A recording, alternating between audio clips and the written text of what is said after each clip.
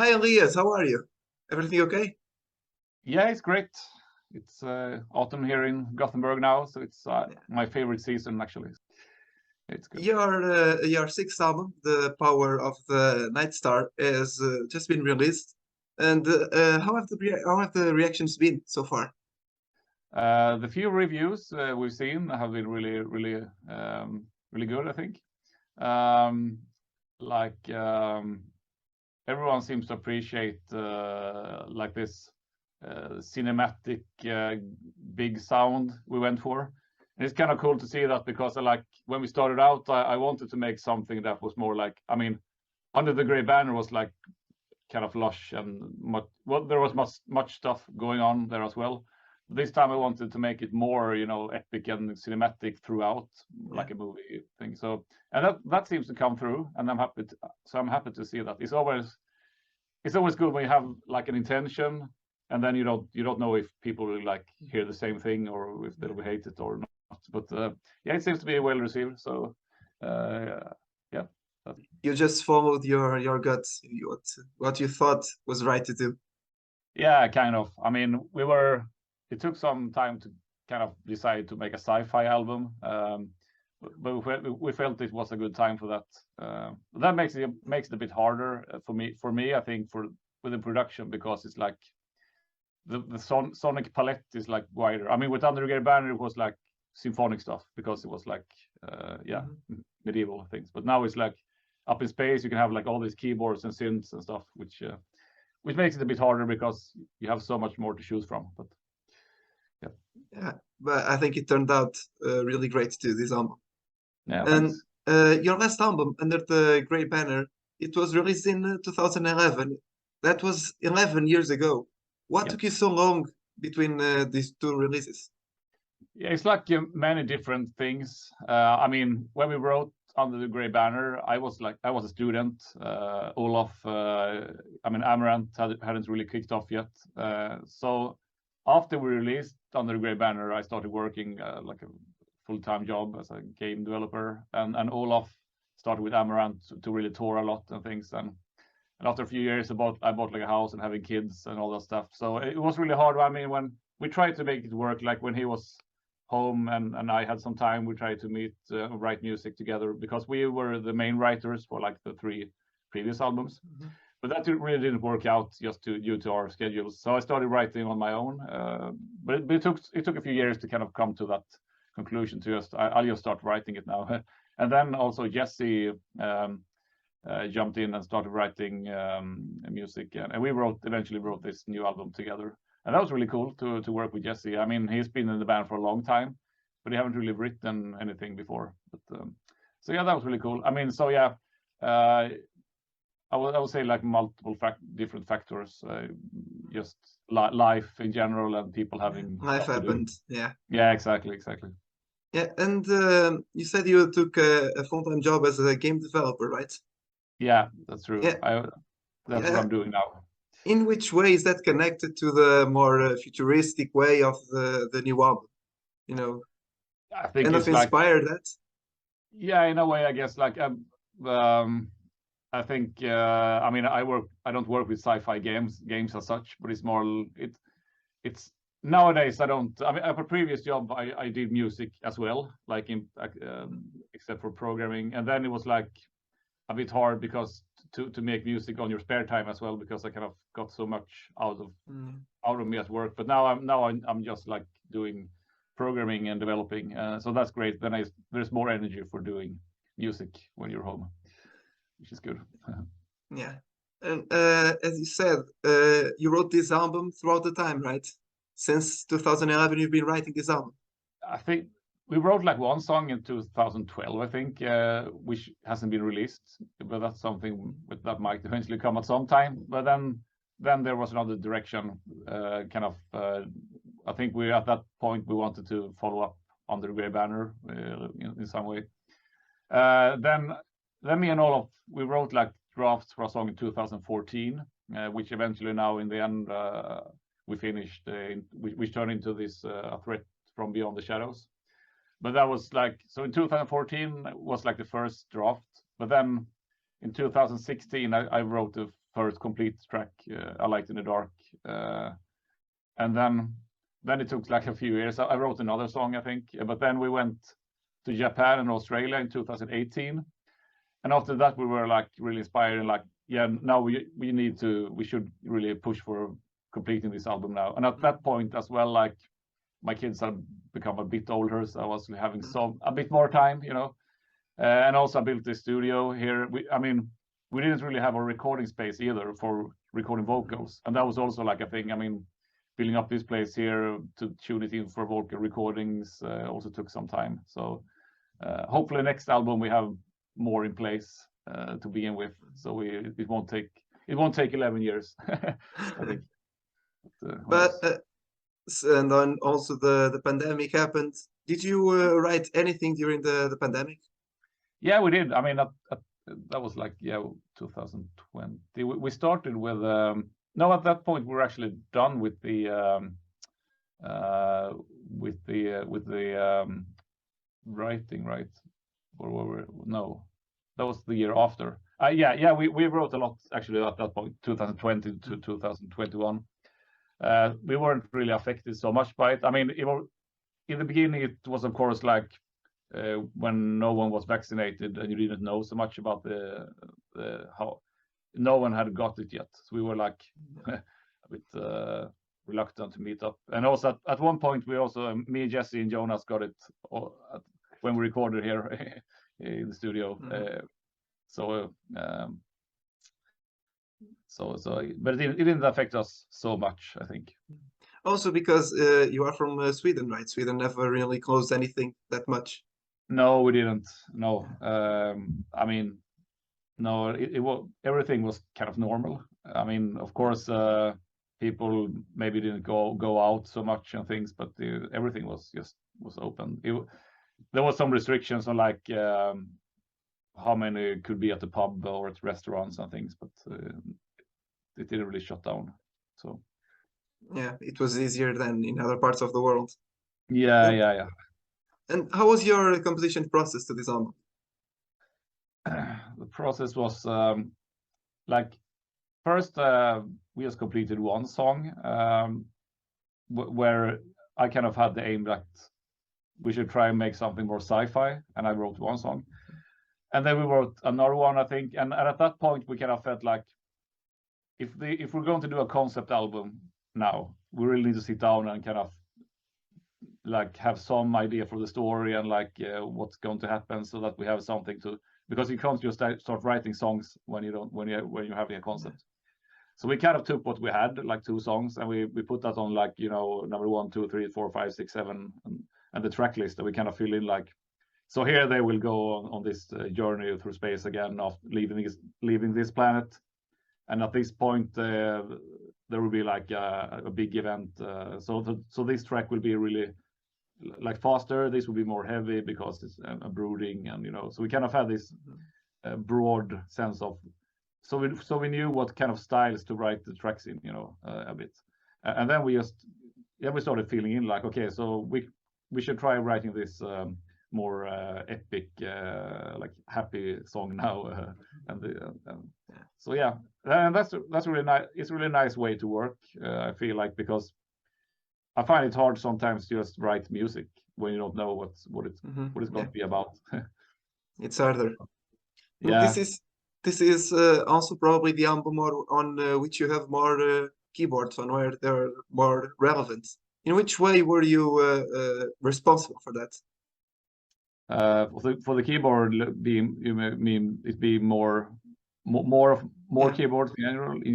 Yeah. I mean, I kind of feel like now when you have so much, it was harder back in the day to make this big cinematic things, because computer power wasn't that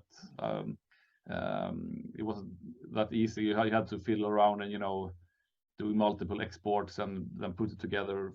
But also I've been really inspired and looking at, you know, how the Hollywood composers work with how they layer stuff, and I felt like this time I really want to push it to see how big of a sound can we get for like layering loads of stuff. I think for the intro, I worked really hard to try and get it. I mean, it's pretty short, but I worked, that was probably the track I worked most on to just can I put in something more here to just to back it up a bit more and make the sound wider. And so yeah, it was a lot. I knew from the beginning that this will take a lot of time because and also it ties together with like after 11 years you want to make just the biggest production. Memorable thing, yeah.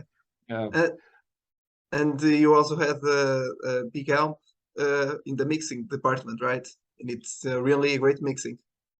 Excuse me, what's the album was very well mixed. You can hear on the layers.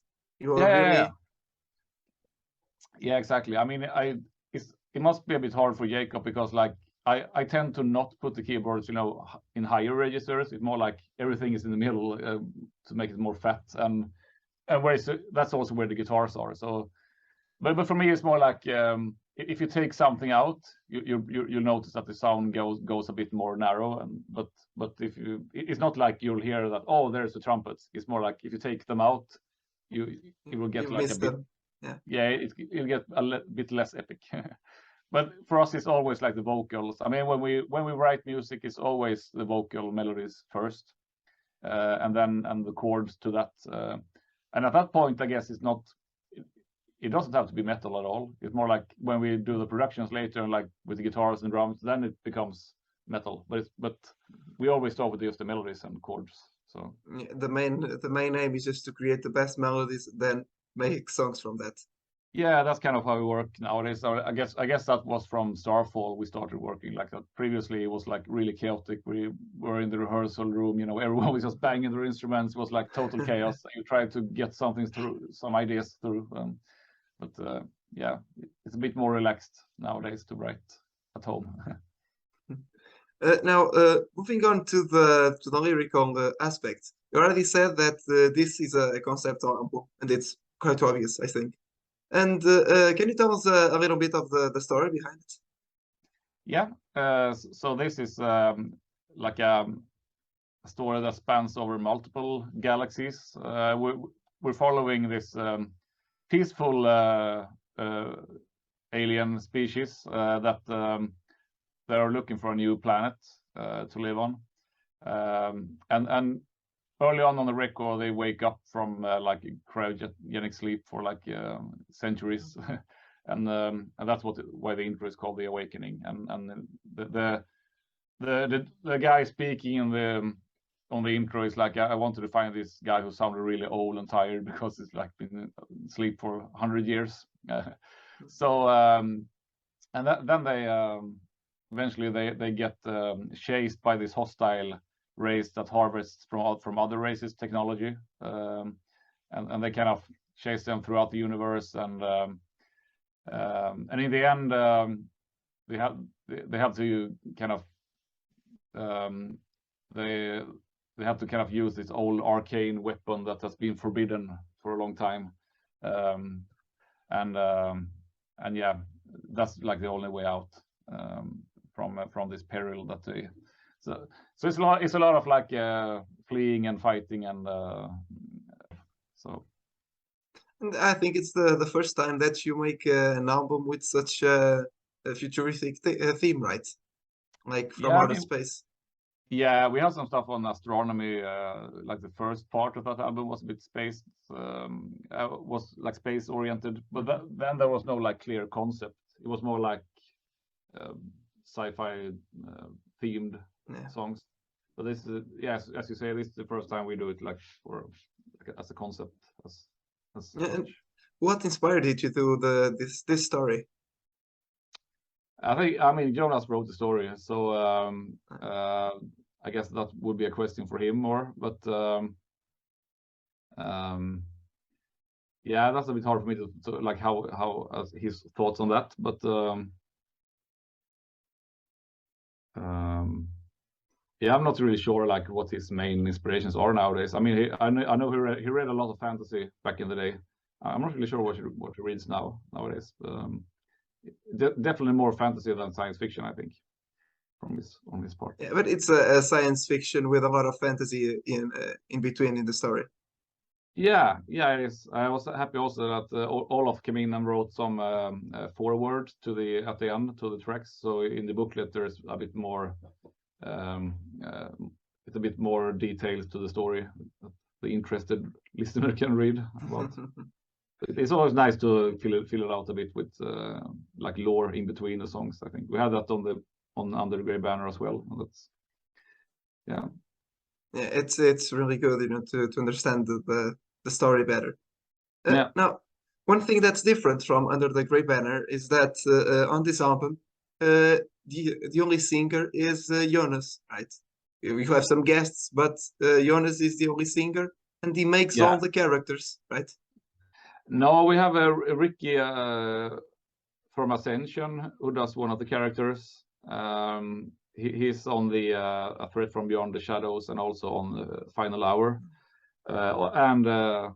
Those two tracks. And also we have these narrators. We felt that this time maybe we should have a bit more like different voice narrators and things. But yeah, as you say, I guess it was more obvious on Under the Grey Banner with this baritone singer that he was like a different character. Yeah. That was more, maybe a bit more explicit, as you say.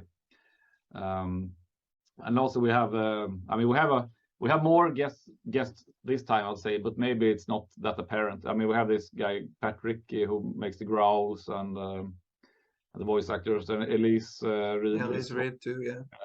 But maybe she doesn't. Yeah, she's a bit more. I mean, she sings together with Jonas on the journeys, but I guess it was also a bit more clear on Under the Grey Banner that now it's Elise, but here she does more like like a duet, not characters. Yeah, exactly. Yeah, and apart from the guests in the singing part, what other guests do you have? We have from Sabaton, Tommy Johansson on just a solo on Flight from Destruction. What have we more? We have like a few. I have to look at the guests around. Don't forget anything now. We have. I guess that might be it. Yeah, I think that's it actually. That's Tommy. Tommy and Elias, and then some narrators, and the narrators was actually a great idea to keep the story going, Yeah, I mean, I love having narration. So I mean, like my all-time favorite band is Balsagoth. I don't know if you've heard them, but I know them. Yeah. It's quite surprising, It's really fun. It's really fun actually. I both me and Olaf and Anders, like that's our all-time favorite band since like the 90s. Nothing will ever change that. But actually, because on this, there was a few parts here with the narration. I mean, from the Grey Banner, I actually asked Byron then as well, like if he wanted to do guest narration, and I asked him now again, but he's like, he swore a sacred oath or something like that he will never do any guest appearances. So, but I said to him like, I'll ask in 10 years again then. So we'll see. It will never happen, I think. But yeah. So I think like if you listen to the narration on A Threat from Beyond the Shadows, I tried to find someone with like the kind of same narrative style as Byron in Balsagoth, because that was kind of written with his type of narration in mind. But, yeah. It's quite funny that your favorite all-time band is a black metal band, being you a power metal keyboarder, Yeah, I mean, to be honest, when I started in Dragonland, I didn't really like power metal. I was more into black metal, death metal. But I mean, so I think it's really. I mean, we've always been really inspired by Balsagoth, and I think it's interesting to see now, like, for example, Fintroll, they're also super inspired by Balsagoth. So they're really small band compared to other bands, but they kind of inspired so many bands. So yeah. Yeah, but Fintroll is also completely different from your sound. Yeah. Much closer to Balsagoth. Now, moving on, In the Japanese version, you have a cover of Aha's "The Sun Always Shines on TV." Why did you Yes. choose that song? That was actually a song. I think I had that in mind, like so many years, like on the Starfall days, like because I loved that song, and for some reason I don't know why, but I loved it. And we talked about that at that point, but it didn't happen. And now I had really forgotten about it. But then when we spoke about like what should we do for Japan bonus track, because you always need that, right? Yeah. And Jesse will say like, maybe we should do this Aha thing, and I was like, yeah. So he kind of remembered that, but I had forgotten about it. So, and then and then Jesse did like a test recording of it, and I think it turned out really well. It worked well with Jonas' voice. We had to pitch it a bit to work with his range, but yeah, it's just a great song. I feel like one of Aha's best songs. And in which way does it connect to the theme of the album? It doesn't. In no way, no. But Oblivion, the last track, is a cover. I don't know if you've seen the movie Oblivion. No, I don't think so. It's a really good movie with Tom Cruise. It's sci-fi movie, and we felt like we love that song, and it's we thought that it kind of would fit to have as a bonus track for the standard version. Yeah, and this is also your first album with Joe Nunez, your new drummer. Yeah, that's true. I mean, he's been with the band since like 2014, I think. But yeah, as you say, this is the first time he recorded with us. Yeah, in your opinion, did he deliver what you were expecting? Yeah, way beyond expectations. I mean, of course, I was a bit like, I didn't know what to expect because I mean, I know he's obviously a great drummer, but we hadn't rehearsed or anything because he had all our pre-productions and everything, and then for some reason it was impossible for me to come down to Denmark, and he only had like 3 days, and then there was no time for feedback or anything really. I was like, maybe because some parts are like really dear to me, like it has to be this kind of feel here, even though he has like free reins to do whatever he wants. In some sense, it's like sometimes there's just this thing that you really want to, this feeling that I aim for. But I think I was super happy when we got the tracks. I mean, it's super tight and like everything that I mean, even though of course he did like all the fills, he came up with stuff of his own. Obviously, it was like it really worked well with the music. So yeah, really cool. Yeah, I think he did a very good job as well. He does that in every album that he plays. He's an incredible drummer. Yeah, he is. Absolutely. Yeah. Now, besides Dragonland, are you included in any other projects right now? Me personally, or? Yes, you. Yeah. I mean, I'm not in other bands. I mean, I have my own small projects from time to time, but it's more helping out other bands like Ad Infinitum, for example. I did 2 albums with.